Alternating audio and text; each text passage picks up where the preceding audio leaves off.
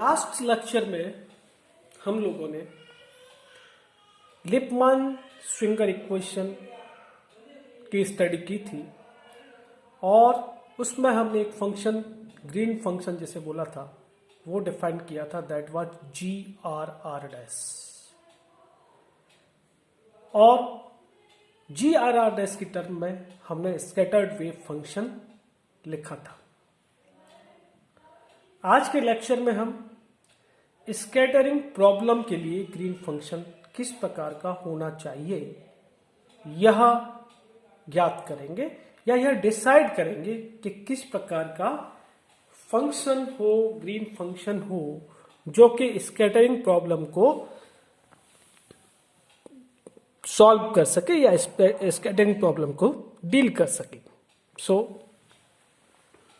As I discussed in the previous lecture Lippmann-Schwinger equation, that is the solution of Schrodinger equation, is psi r equal to exponential I k dot r plus 2 mu over h cross square integration u r r dash psi r dash g r r dash dq r dash. This is number 1. और जो green function है ये जो अपना Schrodinger equation है उसको satisfy करना चाहिए, यानी कि जिस तरह से हमने पॉइजन इक्वेशन के लिए ग्रीन फंक्शन डिफाइन किया था उसी तरह से श्रोडिंगर इक्वेशन के लिए भी ग्रीन फंक्शन होना चाहिए। It means del square plus के square g are are dash equal to del q r minus are dash.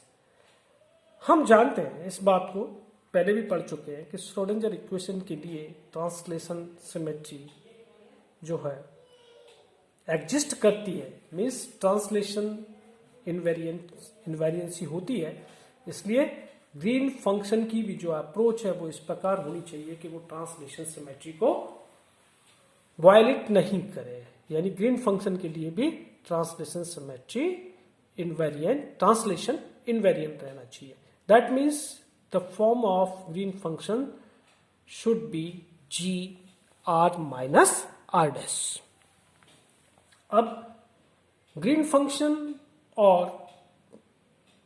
जो डिराक डेल्टा फंक्शन है उसका फोरियर ट्रांसफॉर्मेशंस जो आप पढ़ चुके हैं उन्हें लिखें तो you have g are minus are dash equal to g के डैश एक्सपोनेंशियल आई के dash are minus are dash dq dash.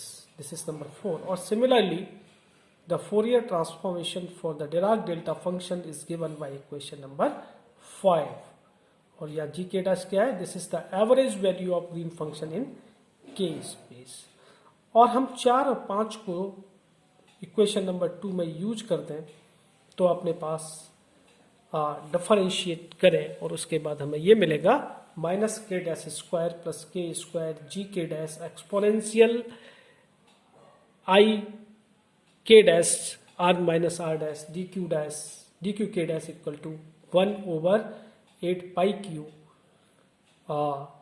Integration of exponential आई के dash are minus are dash D Q dash. और अगर दोनों साइड को हम compare करें तो वी फाइंड दैट कि माइनस के डैश स्क्वायर प्लस के स्क्वायर जी के डैश ये 8 पाई क्यू के इक्विवेलेंट होना चाहिए, और जिससे जी के डैश की वैल्यू क्या आएगी, जी के dash equal to 1/8 pi Q into minus के डैश स्क्वायर प्लस के स्क्वायर।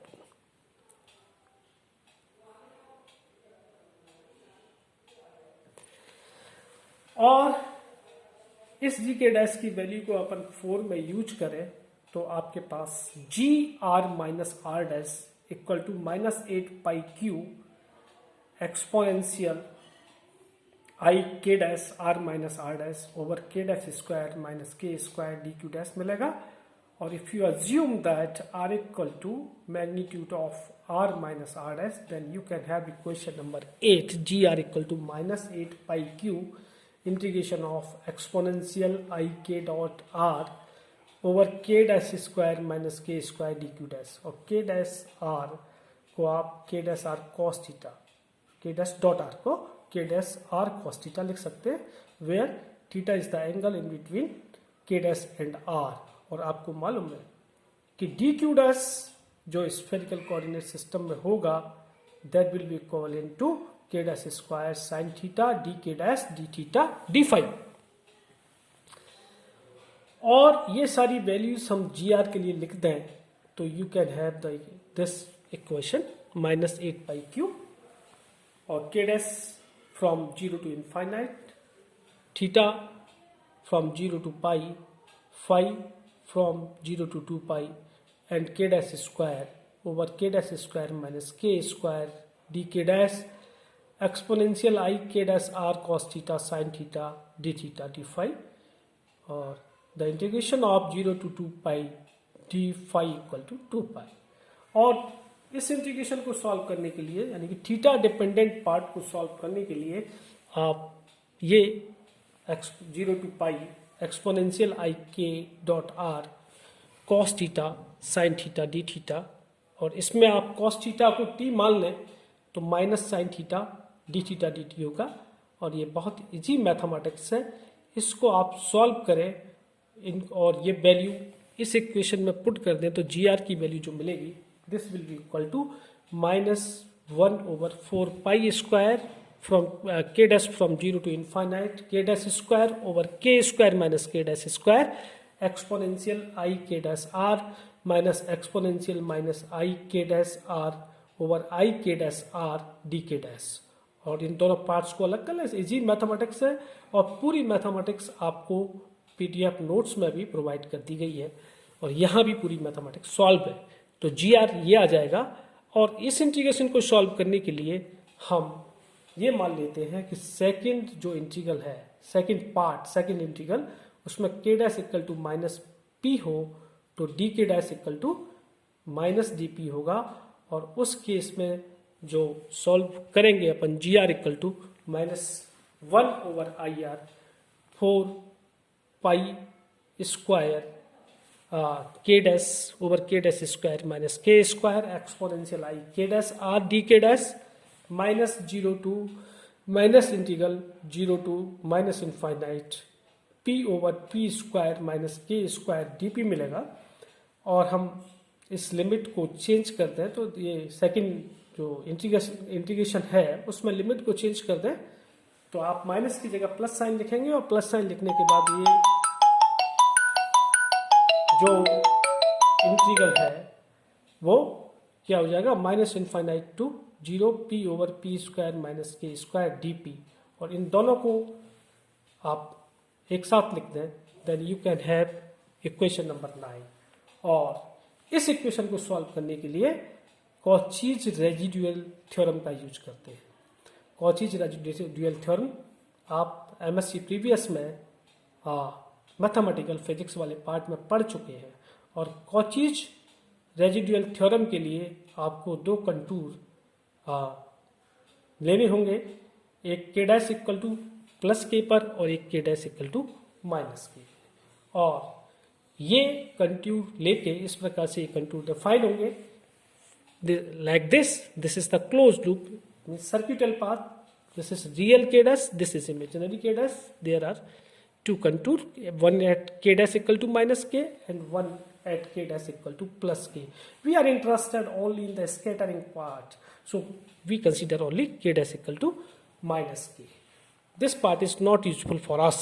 तो k dash equal to minus k पर अगर आप इसको सॉल्यूशन निकालेंगे तो this will have gr equal to -1/4 pi square IR 2 pi r limit k dash tends to minus k dash minus k exponential I k dash r k dash over k dash square minus k square. और इससे आपको equation number 10 मिल जाएगा।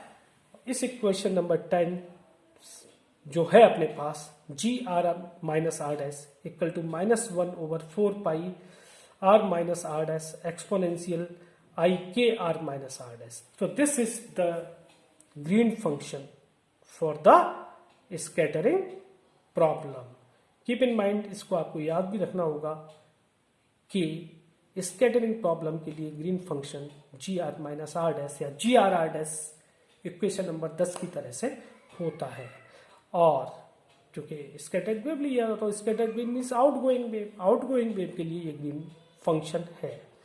और यदि हम इस green function की value Lippmann Schwinger equation में रख दें तो हमें psi R equal to exponential I K dot R minus mu over 2πh cross square integration of exponential आई के डैश आर माइनस आर